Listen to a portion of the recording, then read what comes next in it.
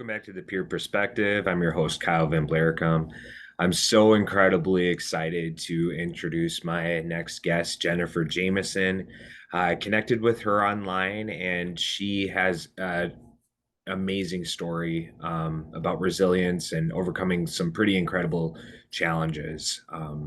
She works for an organization now that assists people with reentering society from incarceration.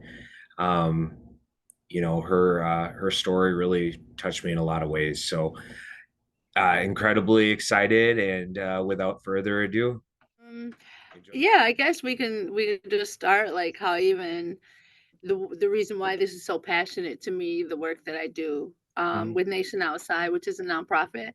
Yeah. And there's different sectors, and this is a brand new sector of it. It's the reentry portion, the trauma informed peer-led reentry part of it. Which is fitting for me because I went to prison when I was 16. Mm. I have 4 natural life sentences for murder. I have a co-defendant. She was a female, and I was aiding and abettor is what it was. And so after about, I struggled in there. I had experienced tons and tons of trauma on top of it, and it wasn't until after probably like 10 or 12 years of being there that I don't know, I must have been about 25, 26, something 27. It hit me that I was going to die in there. And then it hit me of why I was going to die in there. And then everything just crashed, and then I realized because when I first got there, it felt like freedom, Mm. so to speak, from coming from the kind of household that I came from and the family that I came from. When I first went there, it felt it was pretty. The whole prison was beautiful, had landscape, and it was gorgeous. And it wasn't like you see on TV where you have Right. bars on the windows and like I'm saying, like I came in and there's carpet in the, day rooms and I'm 16, so I'm thinking this isn't so bad. And Right. then, not long Right. after that, I'm like, there's no parents telling me what to do. But quickly I learned there's other rules. Yeah. And so I went down a rabbit hole. I had some sexual abuse that happened in there quite a few times in the early 17, 18, 19. Mm. Um, but I was the one that always talked. I always went and I always told and always told and always told. And nobody believed me, which was common for me, especially coming from where I came from. Um, because I was also sexually abused as a little girl. And the moment I spoke on it and told somebody, nobody believed me. And it was kind of just re-traumatizing myself. Right. Because in the as I sit here older and mature and like can understand and just look at life the way that I do, I can see the similarities and the reactions and how you deal with it. It's always the same. Yeah. And so I went through that phase of really it was really tough and I shut the world out in there. I did not contact family or nothing. I was mad at the world. I couldn't believe I just couldn't believe that that was my life. And now that I'm like maturing and I'm like 26 and 27 and I'm getting gray hairs and the world life is changing, right? And I realize what I'm in. I realize I'm in a dungeon and I'm in a black hole and I can't get out of it. And so I took charge and I just started. I did my GED early on because I knew that that was going to cause me consequences. I didn't want to deal with it. I just wanted to be in prison and do whatever it was that I was doing, whatever that was, coping. School education, I didn't give a shit about it. I could care Right. less. I understand. I'm like, you want me to go to school for what? I'm Right. like gonna die here and I'm not gonna work for you for 32 cents for the rest of my life. And if I got a college education, that's what that meant. I get 32 cents rather than 17. So it just didn't appeal to me. It didn't Right. appeal. But once I pulled myself out of that and I realized the rabbit hole I was in, I said, you know what? I'm gonna try school. I never thought I was smart enough. I never Mm. thought nobody ever built me up to say you're this or you're that. It was always all the flaws. So I just took it upon myself and I looked outside and I'm watching the prison I was at. I could see cars and I thought, what kind of car is that? Oh, I'll never have that car. I'll never be on that side of the fence.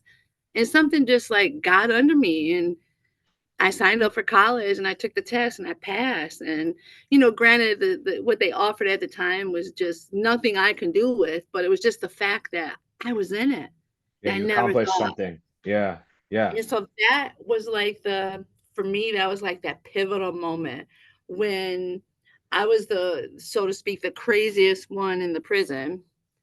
But out of all of us, I'm the only one who passed. So that kind of lit me up a little bit. And from there, I did whatever I had to do to Mm. make sure that I started seeing, because at first there was only a few of us juveniles there.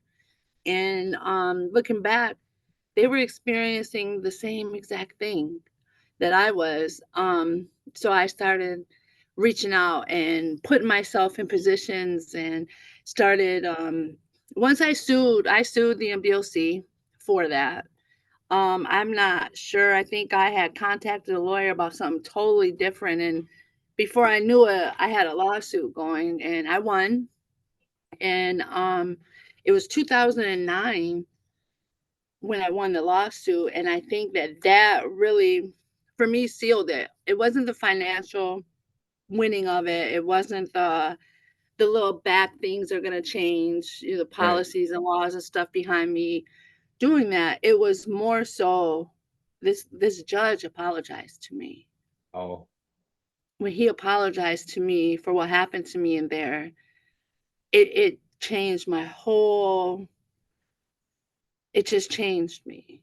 mm, And so my drive was even more because I knew that somebody agreed with me, somebody that was in a better position than anybody I knew said, "I'm sorry" to me. And it just changed. And so I started dibbling and dabbling. I started doing it long before then, but that really boosted my confidence. Like, I know I'm worthy. I know my voice matters. I know I can. I know that I can change the circumstances, and that's what I did. And so I started to do my own schooling through on mail, US mail. mm. So I did I did accounting, I did a drug and alcohol, I got certified for that. And then a Wow. program came available that dealt with drug offenders Mm. and substance use disorders. So um I begged any of the staff that knew me. I was like, "Can you please put me in? Recommend me." Because you being a lifer and working with women who were 6 months, 9 months before their out date, I didn't know what I signed up for that, but it's a big, you have to get referred. So you have to like walk a certain line for a long period of time. Right, right. And it's kind of like a background check out here. They go through, they make sure that you don't have any misconducts of this, or this, sexual Sure. misconduct, violence. I didn't have any of that, no substance abuse. So they're like, "You're a perfect fit." So I went through a whole year of training for that, aside from my certificate that I already earned through the mail. And I did that. And I did that for a lot of years. And that job was tough because, as you know, women and men, when they're in their addiction, in that kind of a setting, when you have women in their addiction and they don't want to be confronted and challenged and they're on their way out, they don't want to hear it from me.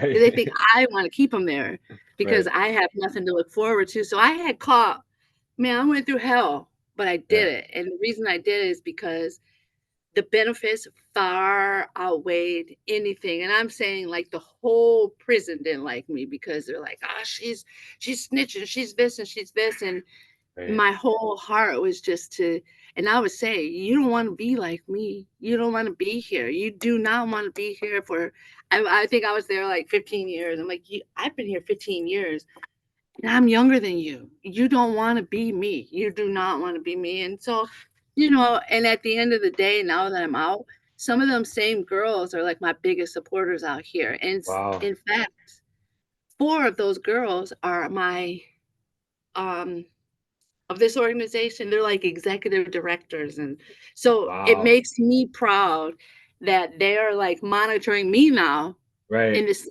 roles have reversed. But and then I was a mediator. So I did anything I could to try to change the environment so everyone could see this isn't where you need to be. Like, if you don't change this is that. Because I've been all of that, except for I was that when I was 16. Yeah. And so I got married while I was still in prison. I got my lawsuit. I got married. Had no idea. The prison educates you on everything but the financial intelligence. So Right. I would say, yeah, I was like $3.6 million is what I had. Wow. And I don't have anything now because it set me up to be a victim. So I was victimized. So I was victimized to get the money. When I got the money, I was victimized all over again. And to tell you the truth, so I came out running. I worked for another nonprofit and I helped do a convention, set up a whole organize a convention with a ton, like all of these nonprofits and senators and all these big people about mass incarceration. So I set up a whole convention, and I had to have contact with the inmates, back and forth because I needed to get information to be able to present and decide which case we're going to present to try to get our mission across and our point. And it didn't work out. I put it together, but I couldn't attend because my marriage, anytime I was able to like put myself in a position to where I was doing something that I loved, my toxic relationship was like, no, no. So when I was married, my PTSD that I suffered was used against me the entire time. From getting out to moving. I moved 7 times in 2 years, and each time I bought the house. It was whatever the time, and the person was a woman. Um, Anytime she was like, "Oh, I don't like this. We gotta move," we just go buy another house. And so before I knew it, I went downhill to another rabbit hole, and I stayed there for about 2 years in Louisiana. Went all the way to Louisiana, and what struck me was when she kicked me out in the woods because I lived in like this I'm talking about rural area. And when she locked me out of my own house and kept me out there for a couple hours, I knew she was going to kill me and I never went back. And so the 2 hours, I thought, I spent 26 years in prison fighting to get out. Why would I do this to myself? And so I sold my truck, got a plane, and I came to Michigan. And as soon as I hit Michigan, I reached out to Nation Outside to volunteer because I couldn't keep a job. I had so many jobs since I've been home. I sold cars. Like I said, I worked for a nonprofit. I sold cars. I've been a manager, supervisor. I never felt fulfilled. I never felt like that was my calling. So I reached out to Nation Outside and I started volunteering. So I wanted these were my people. These were the people I grew up with. I don't care if I knew everybody or not, but Nation Outside was a group of formerly incarcerated people, and they didn't have the Tippler program, the reentry at the time. So I had, excuse me, I am so sorry about that. I usually cut that off. I apologize. So I usually, I don't know. I'm like, you know what?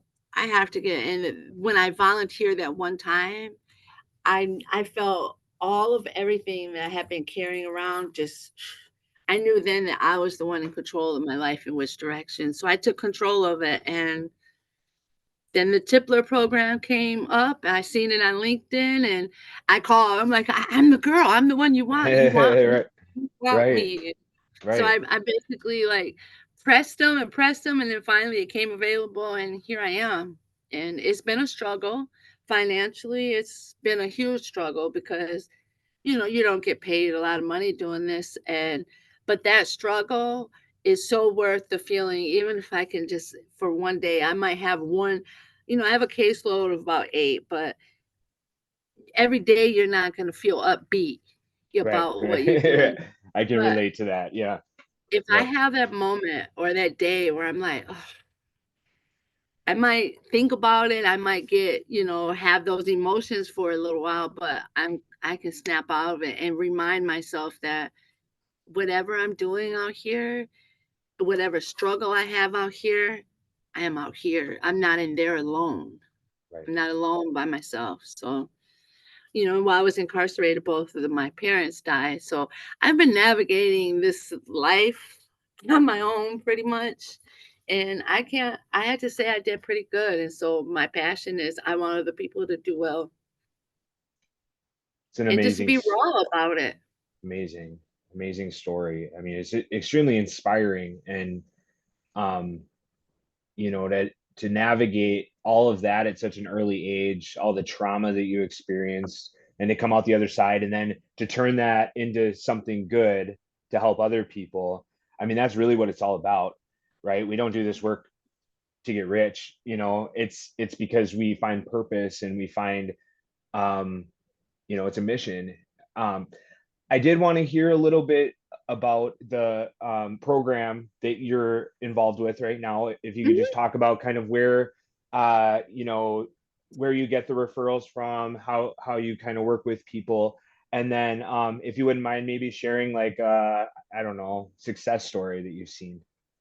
Okay, yeah. So, and in fact, I just was telling my coworker today so about it, something that really made my day, and it made my day because I'm the one that was taking him around, driving him, and so. But with our program, it started out with like 22 of us, and now I think it's like 16, 17 of us, and we work out of Macomb County, Michigan, Oakland County, Michigan, Wayne County, Michigan, Genesee County, Michigan, Ingham County, Michigan, and Kalamazoo, Michigan. Okay. So we have a TIPLers, trauma informed, navigators in each of those counties. And right now I'm working out of two. I'm working out of Macomb County and Oakland County. So what our program is that we're navigators. So all of us have been, the qualification is, it's a wonderful thing because it gives us all a decent paying job um, with felony records Right. because with felonies, you very seldom do you see people like you and I behind a computer working, right? Right. Very seldom. I mean, it happens, but very seldom. So they said, you know what? We're gonna create a program that we will hire all felons, and then we work with only felons. Mm. So our program is so unique in that manner because all of us have been incarcerated, and so one of the criteria for us to work with them and help them navigate, and I'll get into more specifics of what our program does, is they have to be impacted by the justice system. So either they have to within the 3-year window. So we'll get referrals from the parole agent. We work closely with the parole agent and MDOC, which is ironic that we were the ones that they was, oppressing, and Right. now we're out here Right. helping you do your job because you can't handle it kind of thing. So so part of that is that it's all felon. It's all of us have been convicted or impacted, which is Right. amazing. And so what we do is that we assist them with vital documents because if you've never been there, you wouldn't know. You think everything's just handed out to you, and it's really not. Right. You're on your own to get your vital documents, your social security card, and I was lucky. But imagine if I was in there 26 years and I came home, how would I ever go about looking You for wouldn't something know. like that? Yeah. Yeah. So we like kind of we get referrals from the MDLC. We'll help them with they can self-referral also. We help them get vital documents. We help them navigate. We provide transportation. A lot of is Okay. barriers is transportation, Right. housing and Yep. transportation. And so we do not have housing. But what we do, our job is that we have to connect with other organizations to see how we all as a whole, because it's so just affect Michigan and Wisconsin, it's everybody, Yep. right? Yep. So we just all find our way to connect to these different resources, and then we put them in a booklet and then everybody has access to it.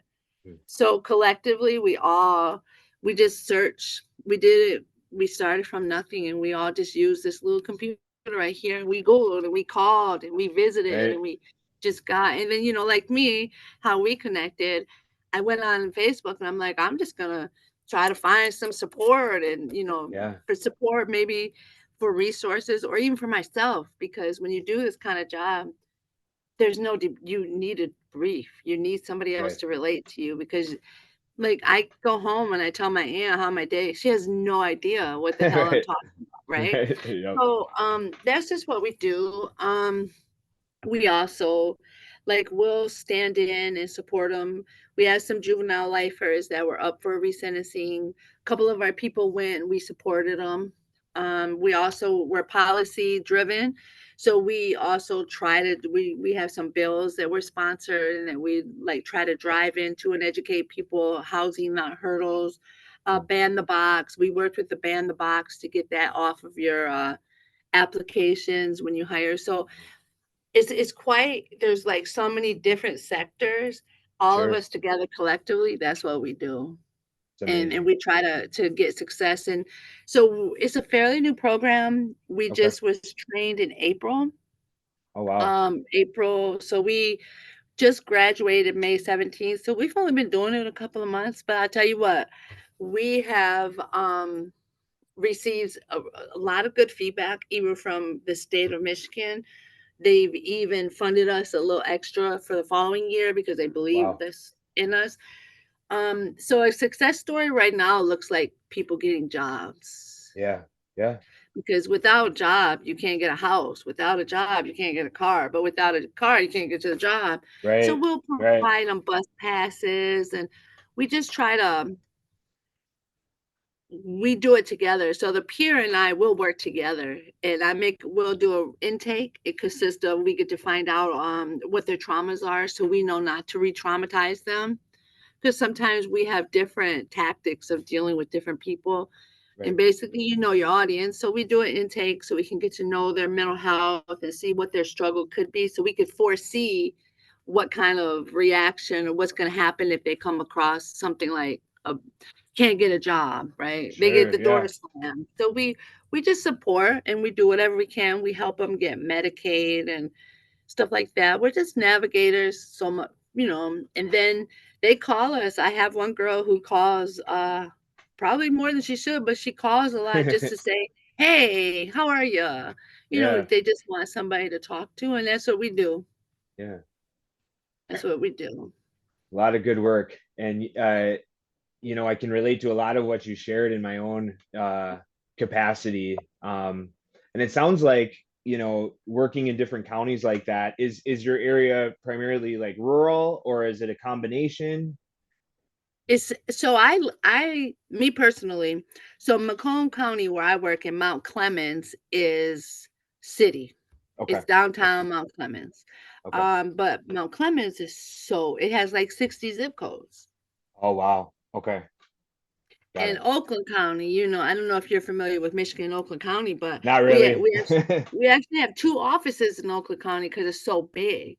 Okay. So Okay. it is city, but I live in the rural. Okay. I live like either way, if I go this way, Mount Clemens or Pontiac, I'm like an hour drive. Yeah. So You know, I hear some of the, same issues that kind of come up here are transportation, housing, it's pretty much across the board. So it's kind of refreshing to hear that it's not just our area. But it's also a reminder that we have a lot of work to do, and exactly. so yeah, a lot of great work happening in Michigan. I really appreciate your vulnerability and willingness to share and meet with me today. Is there anything else that you want to add I want to or? know about yours. I want to know. Oh, I know what you do, but I just want to hear about yours and sure. like the when you do these podcasts and stuff. Like, what is Yeah. it? What is your goal? Yeah. So, this was actually kind of a project that I started last September. So, I've been working as a peer in Wisconsin for about a year. Came from a corporate job. I I spent 30 months in prison in Wisconsin here. My entire 20s, I was pretty heavily addicted to meth. And I got really comfortable in those places, going to treatment, prison, jail. I was kind of in and out for a long time. Um, And basically, yeah, I started doing this work, and I knew that there was programs and things in other places, but I hadn't really, outside of my area, I didn't really know anybody. So it kind of started as I wanted to network with other people. And then I found out that there's a lot of really interesting people out there with really interesting stories. And my hope is, by talking to different people and kind of gaining different perspectives and exploring how people view recovery, that maybe we can look at it more as, there's not just one specific way to get healthy, right? um so that's my goal. It's kind of changing. Like, I like to get perspectives from people who struggle with mental health, substance use, trauma, people that are in a supportive role. Like, I just think that, the more we have these conversations, the less stigma kind of surrounds these topics. And Absolutely. that's really my goal, with it. I've been so at first it was interesting. So I started out and I was like almost nervous to ask people, like, will you go on my podcast, and now it's like I have people reaching out, and I have people reaching out and saying, I saw this episode and it really touched me. um it's pretty overwhelming, the response that I've gotten. And I keep checking, and I'm trying not to obsess over it, but you can't help but like look at the views and see how many people are like, and people are watching it.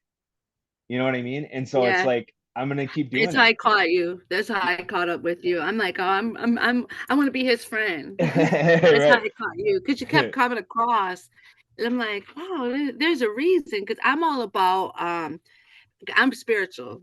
Yeah, yeah, I don't know about how religious. Like, I am religious, but I have my own beliefs. So I'm more spiritual. On my yeah, spiritual sense, I feel like that I have been delivered from so much and saved. yeah, It never fails. And so sometimes I have to remind myself in the middle of a crisis, because I have my own mental health issues. I have my own trauma. right, I'm a year free from a 10-year traumatizing relationship. So right. I still deal with, the process. There's different levels of, I grieve the relationship. I'm angry about the relationship. I go through those phases. And so to Yeah. still navigate that, when I get to the moment where I'm like crisis mode, Hmm. something like a door just opens. Like, I promise you, when I Yeah, was at my wits end in prison, I lost my last appeal, and I'm like, this is it. God, this is it. If this is what I'm supposed to be, make me who you want me to be. And I promise you, when I believe that wholeheartedly and I accepted, so there's a thing that says acceptance is the answer to all my problems, right? right. You know that little Yeah, cliche thing, yeah, acceptance is the answer. It's really true. And I can tell you without a shadow of a doubt that I know it's true, because there's different, like I said, I was in prison and I had different levels of trauma. right. Trauma, it was all trauma. And when I get to the point where I want to end it, a door opened. Yeah, And it took me a few times for me to put the connection that that's a spiritual awakening. It's yeah, there's that is a sign to let you know you can keep going. And so with that being said, um, as far as like what you were saying, I believe that everything is connected yeah, spiritually. And there's a reason why you do what you do. Like, it's a need. It's a need. Like you said, for me, I think it's being able to talk to you right now is kind of like a support. Like, let me know that I'm doing, no matter how struggle I go through, yeah, I'm on the right path. I'm supposed to. It is from watching your little podcast. yeah. And it's funny because I can relate. Um, Sometimes you start to lose, um why you do the things that you do, right? And that purpose, and you're like, oh, I don't know if I'm, uh you start to kind of question like your meaning, right? And then something happens and you're like, oh yeah, that's right, this is why I'm doing it. And I can say that every time I talk to somebody, that I kind of feel that spark. You know what I mean? and it kind of comes back. It's like, oh, that's right. That's why we're doing That's this right. work, you know? And it's easy. I mean, at the end of the day, this is work, you know, and we're doing a job. And there's things that come along with that. But you know, it's connecting with people, being able to touch lives in a different way, right? That a lot of people, we're in this unique position to be able to connect with people on a deeper level, right? And I honestly believe that, um, you know, in my mind is God, right? God puts us in these situations and puts people in our lives. And as much as I feel like I do help people, people are helping me, right? And in my own Exactly. It's a journey. 50-50 always. Yep. So that's what it's all about. And for me, this podcast is just an extension of that, you know. And I appreciate, you know, you watching and you reaching out. And yeah, I just my goal with all of this is that one person somewhere gets, you know, just one tidbit where they're like, okay, I can relate. I'm not alone anymore. You know, there are people out there that want to help. So because I think for a long time I didn't realize that there were people out there that really wanted to be helpful, you know, and to see people live a better life. My dream Mm, is that this is just a stepping stone for me. yeah, This, what I'm doing now, like this is a need, definitely, because people yeah, are coming out, right? What I right, do is definitely a need, but I feel in my heart it's something bigger that's supposed to be happening, and yeah, that I need to be a part of it.